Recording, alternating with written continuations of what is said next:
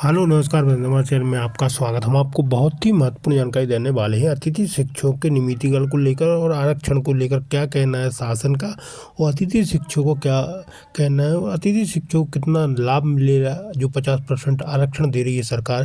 भर्ती परीक्षा में जो अभी भर्ती होने वाली है उसमें कितने अतिथि शिक्षकों का भविष्य सुरक्षित होगा, इसके संबंध में पूरी विस्तार से जानकारी देने वाला हूँ। और अतिथि शिक्षकों को एक अच्छी खबर भी मैं बताने वाला हूँ कि अतिथि शिक्षकों का किस तरीके से नियमितीकरण होने वाला है। पूरी विस्तार से जानकारी दूंगा, लाइव वार्ता सुनाने वाला हूँ। रविकांत गुप्ता जी का क्या कहना है अतिथि शिक्षकों को लेकर, इनकी डीपीआई में बात की गई, तो डीपीआई के अधिकारियों का क्या कहना। वीडियो में बने रहें, वीडियो पूरा देखें। वीडियो अच्छा लगे तो लाइक और चैनल को सब्सक्राइब जरूर करें ऐसी न्यू अपडेट पाने के लिए।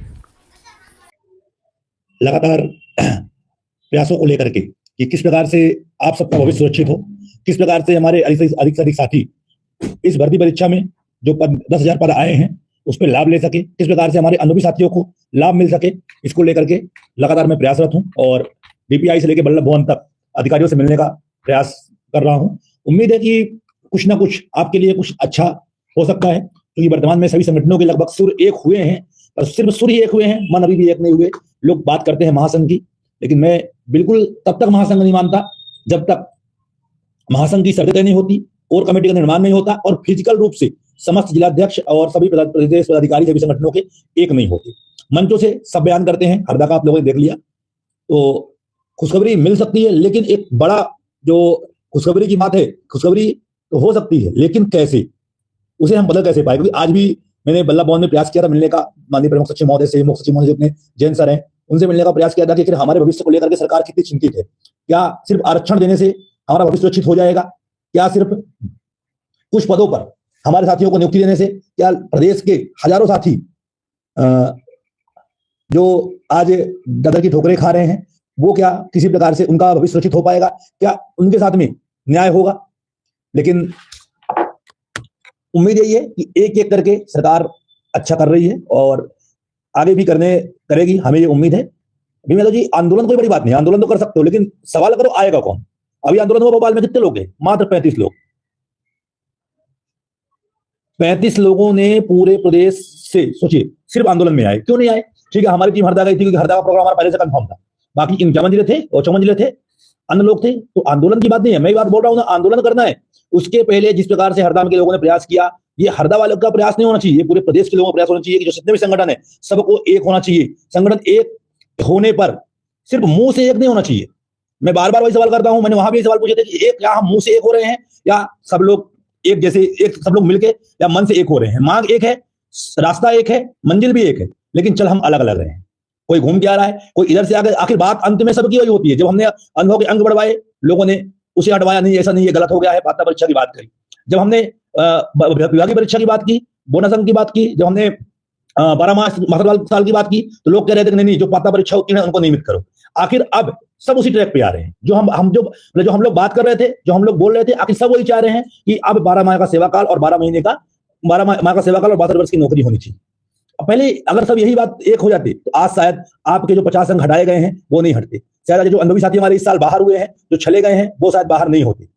और उम्मीद है कि आप सब लोग ये आपके समस्त संगठनों से सवाल करेंगे सोशल मीडिया पे, क्योंकि प्रदेश का में मंचों से बहुत बड़ी बड़ी बातें होती हैं।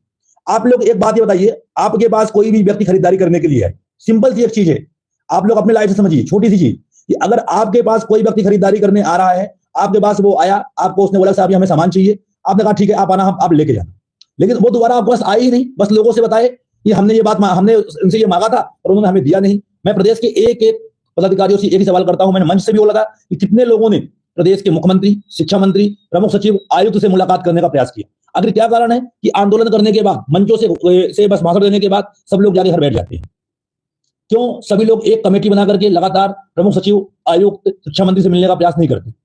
आखिर बात रखने में क्या जाता है? 11 अक्टूबर की बैठक, 11 सितंबर को एक बैठक हुई, उसके बाद किसी ने उनसे मुलाकात नहीं की, 2 अक्टूबर को फिर आंदोलन कर दिया। 2 अक्टूबर से आज लगभग 24 जनवरी हो गई है, सिर्फ एक आध बार प्रयार जी और बाकी लगभग एक आध लोग और, कोई भी पदाधिकारी, किसी भी मंत्री, किसी भी अधिकारी से मिलने का प्रयास नहीं करता। कुछ बातें ऐसी हैं जो छोटी मोटी समस्याएं हैं, आप सरकार से मिलकर, आप अधिकारियों से मिलकर सॉल्व करवा सकते हैं। मैंने पिछले 1 साल में, पिछले 6 महीने या 7 महीने में अनुभव किया है कि अगर आप प्रयास करोगे तो निश्चित ही सफलता मिलेगी। हमने अनुभव के अंक चेंज करवाए, हुए 50-10 अंक की मांग की थी, वो भी मिले, हाँ हट गए, वो अलग बात है, लेकिन मिले जो हमने चाहा। किसी ने बहुत सारी चीजें अब निकल के सामने आ रही है। अगले वर्ष की नियुक्ति के लिए हम लोगों ने मांग की थी कि 1 जुलाई से नियुक्ति होनी चाहिए, अगले वर्ष आपको 1 जुलाई से नियुक्ति मिलेगी, ये मेरी गारंटी है। और ये पता है कि मैं कभी झूठी न्यूज नहीं देता। अगले 2 महीने में पूरा सेटअप तैयार हो रहा है, लगातार मैं भी उसमें लगा हूं कि जो सेटअप बन रहा है वो अच्छा बने, हमारे पुराने साथियों को मौका दोबारा कार्य करने को मिले, और जो भी समस्याएं इस साल देखने को मिली जाएगी, 1 साल तक पूरे सत्र में नियुक्ति होती रह गई, अगले वर्ष की समस्या ना आए।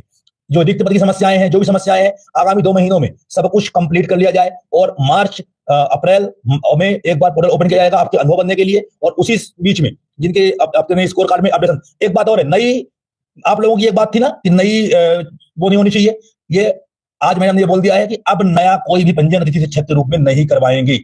अब आगे मंत्री या फिर कुछ और होता तो अलग बात है, लेकिन आज स्पष्ट उन्होंने कहा है कि अब हम नए लोगों को इसमें व्यवस्था में नहीं लाएंगे। जो लोग जिनका स्कोर कार्ड बन गया है वो बदलाव करवा सकते हैं, बाकी नई जो पंजीयन हो रहे थे, जो आप लोग लगातार मांग कर रहे थे नए रजिस्ट्रेशन बंद होने चाहिए, वो रजिस्ट्रेशन बंद कर दिए गए हैं। अब नए रजिस्ट्रेशन नहीं होंगे, साल में केवल एक बार पोर्टल खोला जाएगा, और एक बार में ही आपको ईकेवाईसी जो भी समस्याएं हैं, जो भी संबंधित काम है, वो आपको अब 1 साल में करवाया जाएगा, और आपके ये सब काम अप्रैल और मई के महीने में करवा लिए जाएंगे। 15 जून से आपकी ऑनलाइन परीक्षा, ऑनलाइन चॉइस फिलिंग की परीक्षा जो भी है वो शुरू हो जाएगी, और 30 जून तक ये सभी प्रक्रियाओं को समाप्त करके जो लोग काम कर रहे हैं, अगर वो नियम बनता है कि अभी तो पूर्व से कार्यरत चल रहा है कि अगले बार हम पूरी चॉइस फिलिंग करवाएंगे, लेकिन पूरा प्रयास हम लोगों का अभी भी है, मेरा प्रयास यही है। मैंने आज भी मैडम से बोला कि मैडम आप कम से कम हाई कोर्ट के आदेश का आप लोग पालन करिए, और जो पूर्व से कार्य कर रहे हैं उनको 1 जुलाई से नियुक्ति दीजिए, जो पद बचेंगे उनको आप उन पदों पर आप चॉइस फिलिंग करवा लीजिए, हमें कोई आपत्ति नहीं होगी। लेकिन उसके पहले हमारे अनुभवी साथियों को जो आपने 10 अंक हटाए हैं, उस अंक को दोबारा आप मांग दे दीजिए, और इसमें ये मुझे पूरा भरोसा भी है कि इस गर्मी में हम पूरा प्रयास करेंगे कि आप लोगों को जो अनुभव के अंक हटे थे वो आपको वापस मिल जाए।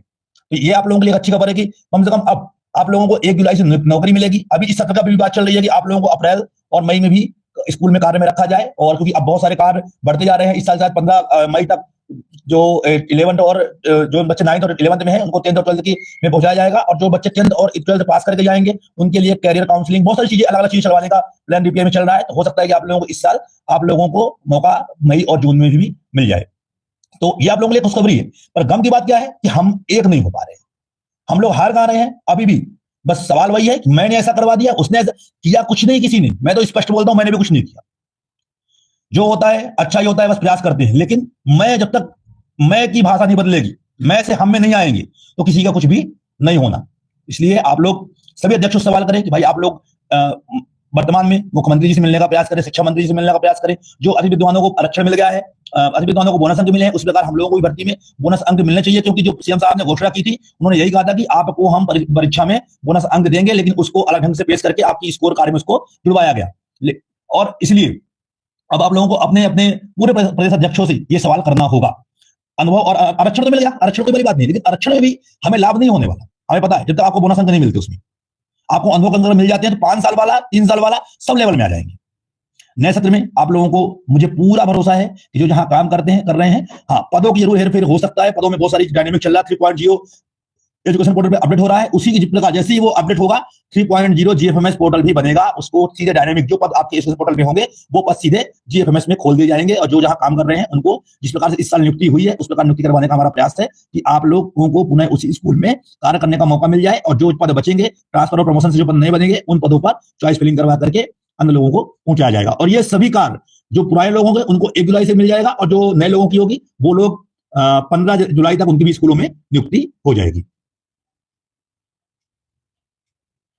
बाकी आप लोग शिक्षक भर्ती की जानकारी है, आप लोगों को कैसे फॉर्म भरना है, बहुत ही विशेष तौर पे मैं बता रहा हूं कि 28 जनवरी से लेकर के 11 फरवरी तक फॉर्म भरने हैं। विशेष तौर पे ध्यान रखें, फॉर्म भरने के पहले मैं बहुत जल्दी, क्योंकि मैं अभी स्टडी कर रहा हूं, मैंने निकाल भी लिया है वर्ग 1 की भर्ती में किस प्रकार से शिक्षकों को मौका मिला था, किस प्रकार से क्या हुआ था, पूरे नियम मैंने ढूंढ लिए हैं, और कुछ मैंने आरटीआई लगाए हुए थे, उसमें जवाब में मिल गया है। आज या शाम तक में जवाब मुझे मिल जाएगा। उसके बारे में मैं विस्तृत वीडियो बनाने वाला हूं कि कौन व्यक्ति आरक्षण का लाभ पाएगा, कौन व्यक्ति यदि टिक करे, कौन टिक ना करे, कैसे लाभ होगा, जिनने डबल योग्यता एक साथ में ली है, जिसकी एज कम है, जिसकी आहर्ता अंक कम है, उन सबको लाभ कैसे मिलेगा, इन सब के बारे में मैं बहुत जल्दी विस्तृत वीडियो बना रहा हूं, और तैयारी भी शुरू कर दी है। क्योंकि अभी मैं पूरे आपको पता है कि मैं कभी भी गलत न्यूज नहीं देता। मेरी आदत है जब मैं खुद श्योर हो जाता हूं तभी मैं आप लोगों को न्यूज देता हूं। तो ये सब चीजें बना रहा हूं, जल्दी इसके बारे में पूरी जानकारी इकट्ठा करके आप लोगों को बताऊंगा। बहुत लोग फोन आते हैं, सर हम भरे ना भरे, इसका 2 साल हो गया है, 3 साल नहीं हो पाए हैं, अप्रैल में काम करेंगे, उनका 3 साल अप्रैल में पूरा होगा। ऐसे लोग अतिथि चेक कर सकते हैं, नहीं कर सकते हैं, इन सब के लिए मैंने आरटीआई लगाया हुआ है। कल तक में जवाब मुझे मिल जाएगा, और इसके बाद आप लोगों को एक बढ़िया वीडियो बना के आप लोगों को मैं आपके सामने उसे पेश कर दूंगा।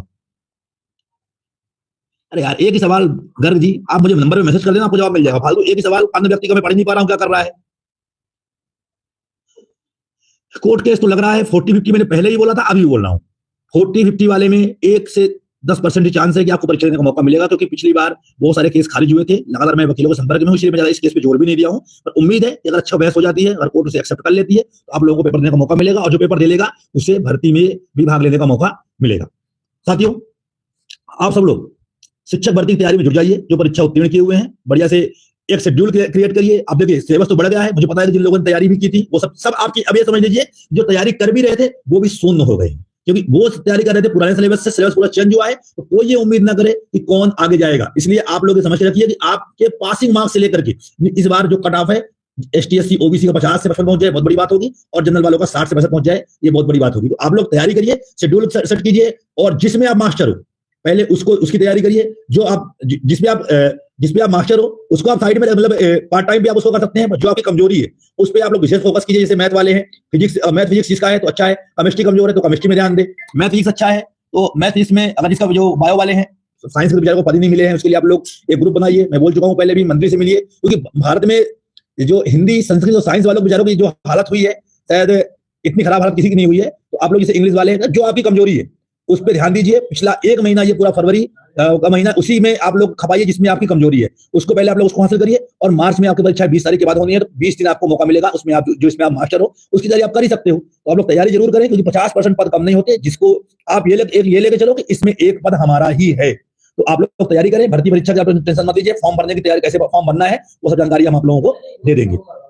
तो उम्मीद है कि आप लोगों को अगले वर्ष एक अच्छी नियुक्ति मिलेगी। अगली वीडियो को आप लोग इंतजार करिए। आप लोग को प्यार मिलता है, इतने लोग जुड़ते हैं, इसलिए मुझे लगता है कि आप लोगों को सही खबर दी जाए। बुक राइटिंग, और मैंने जैसा कि आप लोगों को पहले बताया था कि अतिथि शिक्षकों के भविष्य को लेकर के, दुर्दशा को लेकर के, शोषण को लेकर के एक उपन्यासकार हैं हमारे साथ में, वो आप लोगों पर एक बुक लिख रहे हैं कि आखिर आप लोगों का शोषण कैसे हुआ। तो इस बारे में हम जरूर बात करेंगे, लेकिन थोड़ा भी समय वर्तमान में प्रतिकूल चल रहा है, क्योंकि परीक्षाएं भी सर पे हैं, आप लोग भी बिजी हो, सब बिजी हैं। तो इस पे भी जरूर आप लोगों के ही वो चाहिए, क्या कहते हैं, आप लोगों के जो विचार है, आपने कब से शुरुआत की, कब से क्या किया, अगले सुनिए, वो सब चीजें हम उसमें चर्चा करेंगे, और उस बुक को पब्लिक तक पहुंचाएंगे कि आखिर मध्य प्रदेश सरकार ने अतिथियों का शोषण कैसे किया, किस प्रकार से 2500, 3500, 4500 में इस महंगाई के दौर पे हमने अपना घर चलाया, और इस दुर्दशा को हम प्रदेश में ही नहीं पूरे देश में लेकर के आएंगे। और उनसे हमारी बात हो गई है, जल्दी वो आप लोगों के ऊपर बुक लिखना शुरू करेंगे। तो उसमें आप लोगों की हमें आवश्यकता पड़ेगी, सहयोग की आवश्यकता पड़ेगी। तो उम्मीद है आप लोगों को सहयोग मिलेगा। जिन लोगों ने शुरुआत की थी उनसे लेकर के कौन किसने क्या किया, कौन अध्यक्ष आया, कौन गया, पूरी चीजें इसमें हम लोग मेंशन करवा रहे हैं। और इसके लिए अलग अलग तरीके से हम लोगों ने रिसर्च भी शुरू कर दिया है। उम्मीद है कि जुलाई में आप लोगों को ये बुक देखने को मिलेगी, और इसमें आप लोगों के जो भी शोषण हुआ है उसको पूरी दुनिया देखेगी। पद अप्रूवल के लिए देखो, अब पद के लिए बता दूं मैं स्पष्ट कि दियो, और आप सेंटर वाइज लिखवाइए, तभी पद खुलेंगे। 31 जनवरी तक, अभी तक ये था कि पूरी फरवरी तक नियुक्ति होगी, लेकिन अभी उन्होंने कह दिया है कि 31 जनवरी से पूरी नियुक्ति बंद कर देंगे। 31 तक में जिसको पद खुलवाने हैं अपने प्रभारी से लिखवाए, छात्र संख्या है, पद है, तभी आप लोग संपर्क करें। अन्यथा आप लोग पहले स्वयं DPI घूम के आ जाए, इसके बाद हमारे पास आएंगे। बहुत लोग परेशान करते रहते हैं। 47 हर जिले में महासंघ एकजुट कार्यक्रम पद्धति रूप से सफल नहीं माना जाए। बिल्कुल नहीं माना, तो वहां भी बोल के आए थे, तो मुंह पे बोल के आए थे। हमने मंच से सवाल किया था, किसने जवाब दिया? क्या कारण रहा कि महासंघ बनता है दूसरे दिन टूटता है? धरातल में वो सफल तभी होगा जब फिजिकल रूप से मीटिंग होगी, तीनों अध्यक्ष बैठेंगे, एक कमेटी बनेगी, कमेटी का शर्तें निर्धारित होंगी, और इसके बाद ही महासंघ का निर्माण हो पाएगा। ऐसे महासंघ नहीं बनता। ये आपने बोल दिया, उन्हें सुन लिया, हमने अपनी पढ़ाई कर दी कि हमने ये कर दिया, दूसरे ने अपनी पढ़ाई कर दी, तीसरे ने बस खत्म करके और घर चल दी। ऐसे महासंघ की तैयारी नहीं होती। महासंघ में चर्चा होते हैं, क्या मांगे हैं, क्या शर्तें होंगी, कौन क्या करेगा, कौन सी कमेटी होगी, सब ये तब महासंघ का निर्माण होता है। जुड़ने के लिए आप लोगों को धन्यवाद।